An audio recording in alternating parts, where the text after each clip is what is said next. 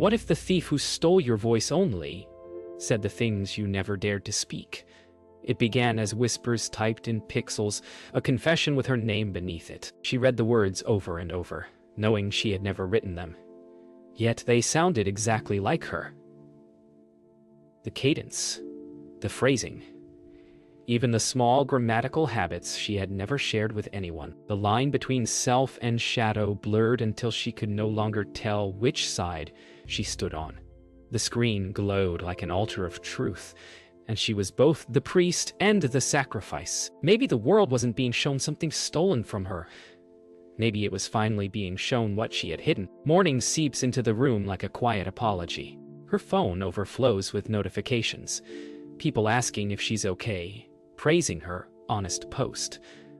But she hadn't written it. Or had she? She scrolls through the words, her own guilt staring back from the screen. There's something terrifying about watching your shadow tell your story better than you ever could. She feels stripped bare, exposed not by theft, but by truth itself. Maybe this was never about a hacker. Maybe this was about confession disguised as intrusion. She meets Marcus Vale later that day, a man who once knew her heart like a secret language. He listens quietly as she tells him about the hacker, but even he can't hide the unease in his eyes. "It sounds like you," he says softly. The words sting. She laughs, brittle, denying it. But part of her wants to ask what he meant. Sounds like her. Maybe he's right.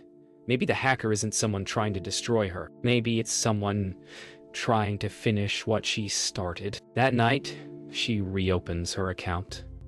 Every post, every picture feels like a reflection of her subconscious. Then she sees it in an upcoming post, scheduled by the hacker, written in her voice. It's dated for tomorrow. It speaks about something only she knows, an event she buried years ago. The words tremble on the screen, waiting for time to make them real. She feels both hunted and forgiven. The phone rings at 2:14 a.m.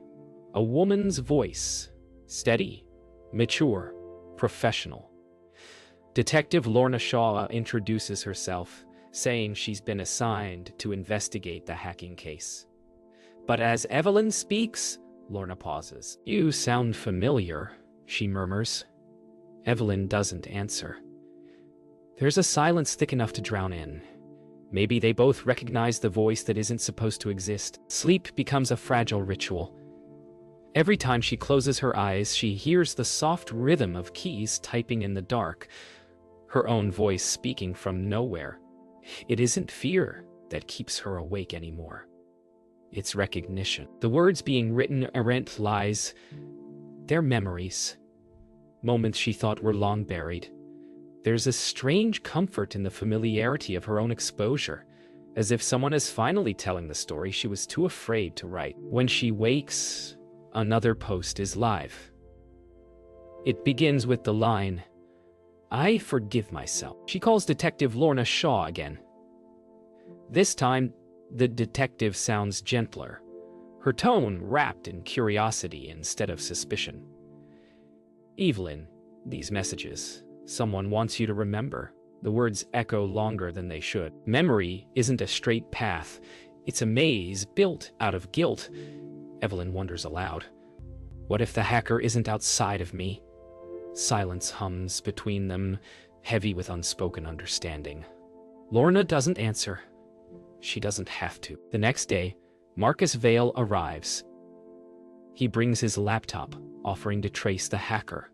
But as he scans through Evelyn's account, he frowns. The writing patterns, the word frequency, syntax, rhythm, all point back to her own device. "It's your signature," he whispers. She stares at him, pale and still. Sometimes the truth doesn't shatter you. It unfolds quietly, like a mirror being turned toward the light. The posts become darker. They reference a lake, a winter night, and a promise broken. Each new message is time-stamped at 3:12 a.m. The same moment she once made, a vow she never kept. It's as if the hacker isn't creating but remembering. She scrolls past the words she can't deny and whispers, "What are you trying to make me see?" But she already knows. Every secret has a timestamp. She dreams of the lake. The frozen water stretches endlessly under a moon that looks too close. A younger version of herself stands at the edge, whispering something into the wind. When Evelyn steps closer, the younger self turns. And it's her hacker's voice that answers, "You left me here." She wakes gasping, reaching for her phone, but the message has already arrived. You're almost ready to remember. Memory is not a recording, it's a wound that keeps retelling itself. The next morning, Evelyn wakes to find her reflection already watching her. The mirror fogs with breath she hasn't released yet. The voice from her phone speaks again, the hacker's voice, which sounds exactly like her own. "You promised you'd come back." The words are simple, but they make her chest tighten. What did she leave behind at that lake? And why is it writing back now? She visits Detective Lorna Shaw at the precinct. The detective's office smells of stale coffee and rain. On the desk sits a printed transcript of Evelyn's supposed messages. Lorna reads them aloud softly, each sentence carrying a tone of confession rather than crime. "You're not the first to claim a hacker who speaks your language," Lorna says, her gray eyes full of quiet knowing. "But you might be the first whose hacker is trying to heal her." Evelyn doesn't reply. She's too busy wondering if healing and haunting are the same thing. That night, Marcus Vale visits again, but something in his expression has changed. He admits he traced the location of the posts. They all originate from her apartment, specifically from a second account hidden under a pseudonym she once used in college. The past has a way of outliving its denial. "You wrote to yourself," Marcus says, voice trembling between concern and fear. She shakes her head, but a tear escapes before she can form a lie. The lake calls again, this time through a new message. "Finish the letter you never sent." Evelyn scrolls back years in her memories, back to the night she left her younger sister at the frozen lake's edge. They had fought. Words turned to silence, and silence to distance. Her sister disappeared the next day, a tragedy buried under small-town rumors and Evelyn's guilt. The hacker's voice wasn't another person. It was the part of her still trapped on that shore. "New York City evening sheet, with something insurmountable, no reason." At last, Evelyn opens a blank document. She types, "I'm sorry for leaving you there." The cursor blinks like a heartbeat. She keeps typing, every word unspooling from the wound she carried for a decade. By the time she finishes, dawn breaks through her window. The hacker's posts stop. The silence is almost kind. When she looks in the mirror again, her reflection smiles in sync. For the first time, she doesn't look away. Forgiveness isn't peace. It's confrontation. Days pass in stillness before Evelyn decides to return to the lake. The hacker's voice is silent now, yet its absence feels heavier than its words ever did. Every reflection reminds her of unfinished apologies. She doesn't pack much, just her phone, her laptop, and the letter she wrote. The drive feels endless, each mile peeling away another layer of her denial. The trees grow denser, the road narrower, as if the world itself is closing in to witness what she buried. The lake hasn't changed. Time may have taken the warmth, but the silence remains. She steps onto the frozen surface, hearing the faint cracks beneath her boots. The air bites her skin, but she doesn't flinch. "I'm here," she whispers to the wind, unsure whether she's speaking to her sister, her reflection, or the voice that once haunted her phone. The wind answers with a hollow sigh, and for a moment she almost hears her name. She kneels at the water's edge, unfolding the letter. Her fingers tremble as she reads it aloud. "I forgive you for leaving, and I forgive myself for letting you." The words drift across the frozen lake, vanishing into the mist. When she looks down, she sees her reflection staring back, not distorted, but doubled. Two faces, hers and Lydia's, side by side beneath the ice. The younger one smiles faintly, as if hearing the apology at last. Behind her, footsteps crunch against the ice. It's Marcus Vale. He followed her after reading the final post she never meant to publish. He doesn't speak at first. He just stands there, watching her breathe in the stillness. "You found her," he says finally, voice trembling. She nods, though no one else is visible. The silence doesn't feel empty now. It feels shared. For the first time, she isn't afraid of her own echoes. As dusk settles, she places her phone on the ice and plays the voice message, the last recording from the hacker's account. It's her own voice, calm, steady, saying, "You've already forgiven me." She closes her eyes. The lake groans beneath her, the sound deep and resonant, like a heart finally exhaling. The screen fades to black, leaving only the sound of melting ice and her whisper, "Goodbye." The voice never answers again. Peace doesn't announce itself. It arrives quietly, like light slipping under a door. Days have passed since the lake. The posts are gone, the messages erased, and her reflection finally moves when she does. But something lingers in the air. Not fear, not guilt, just the faint hum of awareness. For the first time, she feels whole. The absence of the voice isn't emptiness. It's space for her own words to begin again. She visits Detective Lorna Shaw one last time to close the report. The detective reads her statement, then looks up, eyes soft but curious. "Do you know who it was now?"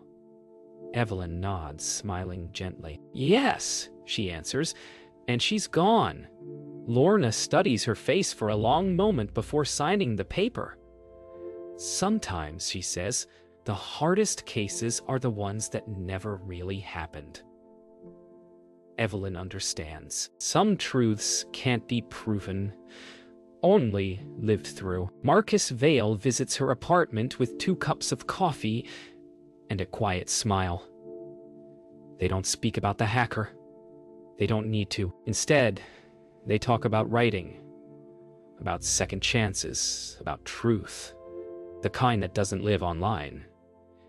"You ever think," he says, "that maybe the hacker just wanted to set you free?" She looks at him, eyes glinting with peace. "Then, maybe I was the best thing I ever lost." That night she opens her laptop, not to delete or to hide, but to write. This time, the words are hers alone. She types slowly, savoring the rhythm of her breath between keystrokes. The story she writes begins with a familiar line. She said her account was hacked, but the hacker spoke just like her. She smiles at the irony. Maybe the only way to reclaim your voice is to share it. Maybe the truest stories are the ones that nearly destroy you before they save you. As dawn rises again, she steps outside. The air is cool, the streets quiet. For the first time, she walks without checking her phone. In the distance, the city hums like a living organism, unaware of her small victory. She looks at the sky, pale blue, unfiltered, and whispers, "Thank you," to no one in particular. Maybe the hacker isn't gone. Maybe she's just resting inside her now, silent but watching, content that Evelyn finally learned to listen. Healing doesn't erase the past. It simply stops it from speaking louder than the present. Weeks have passed. Evelyn's life feels still, ordinary again. But one morning she receives an email with no sender. The subject line reads, "Drafts you never finished." Inside are her old posts, unpublished fragments from years ago. Each one is a confession she began and abandoned, like ghosts waiting for a conclusion. The silence returns, not cruel this time, but patient. Some truths remain unfinished because they are still unfolding. She scrolls through the drafts, unfinished essays, letters to friends she lost touch with, confessions she never dared to send. Each one feels like a version of herself still trapped in time. She realizes the hacker's voice didn't create new words. It had only borrowed from these forgotten fragments. The realization isn't frightening. It's intimate. She had been trying to reach herself all along, across years of avoidance. Maybe we all haunt ourselves until we're ready to listen. That evening, Marcus Vale visits again, drawn by her message. She shows him the drafts. Together they read through them, pieces of poetry, unfinished letters, fragmented memories. Marcus doesn't say much, only nods now and then. "You've been writing to yourself for a long time," he says softly. She nods, tears in her eyes, but no sadness in them. Maybe the words just took a long time to arrive. Later that night, she prints the drafts. Page after page emerges, old words reborn in ink. She gathers them carefully, arranging them into a folder labeled Echoes. There's a strange tenderness in preserving her own ghosts. She doesn't want to delete them anymore. They're proof of her evolution. Proof that the person she was had always been trying to become who she is now. She no longer hides from her digital past, she curates it. Before sleeping, she places the printed pages inside a wooden box and slides it under her bed. "Not buried," she whispers, "just resting." The air feels lighter afterward, as if the ghosts have found their place. She lies down. And for the first time, the silence doesn't echo. It breathes. Somewhere in that stillness, she imagines the hacker's voice one last time, soft and fading. "You did it." She smiles in the dark, knowing that even echoes deserve peace. Morning begins not with sound, but with understanding. The quiet between her breaths feels sacred now. Evelyn wakes without panic, without the weight of memory pressing on her chest. She doesn't need proof that she's healed, only the awareness that the silence no longer frightens her. She opens her window, letting the cool air brush against her face. Somewhere in the distance, a bird sings, a small voice breaking the stillness. For the first time in years, she doesn't reach for her phone. She simply listens. She begins a new project, one she calls The Voice That Remains. It's not about the hacker or guilt or even redemption. It's about the power of listening to oneself, to silence, to the unsent words we carry. She writes every day, but no longer to escape. Each paragraph feels like breathing, each pause a quiet prayer. Healing, she realizes, isn't about forgetting. It's about learning to hear the truth without flinching. Marcus Vale reads her manuscript weeks later. His voice carries through the room as he recites her words.